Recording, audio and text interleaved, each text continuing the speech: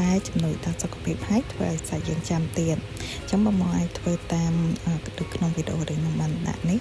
មានក្របគុជីយើងអាចដាក់តាមសំលមមបានហើយនឹងក្របត្រាក្រហមនេះខ្ញុំកាត់វាជាចំណិតទូចបើបងអត់ចង់កាត់ទេបងអាចដាក់ទាំងមូលបានអាចដាក់ត្រឹមតែ 4-5 គ្រាប់អីបានហើយសម្រាប់ប៉ោមវិញគឺយើងចិត្តជាចំណិតស្ដាងមិនកុំឲ្យស្ដាងពេកចឹងណាបងហើយខ្ញីក៏យើងហាន់វាម្ដុំទូចមកយើងហាន់ស្ដាង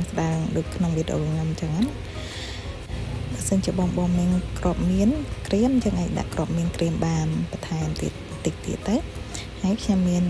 គីឡូកែវមួយយើងលាងឲ្យស្អាតហើយយើងចាក់ទឹកក្តៅចូលសម្រាប់ដាក់គ្រឿងផ្សំទាំងអស់ហ្នឹងដាក់ចូលក្នុងគីឡូកែវហ្នឹងតែមួយទាំងអស់ទៅចាប់ដាក់ទាំងអស់ទៅណាបងដូចក្នុងវីដេអូដែលខ្ញុំដាក់ហើយអាចទុកប្រហែលជា10នាទីអីឲ្យវាចេញជាតិគ្រឿងផ្សំទាំងអស់ហ្នឹងអញ្ចឹងបងអាចហូបទាំងក្តៅអ៊ុនៗអញ្ចឹងគឺល្អសម្រាប់សុខភាពតែមួយទៀតបើសិនជាបងអាចដាក់ក្នុងឆ្នាំងកូនឆ្នាំងមួយយើងដាំទឹកឲ្យពុះក៏បានដែរ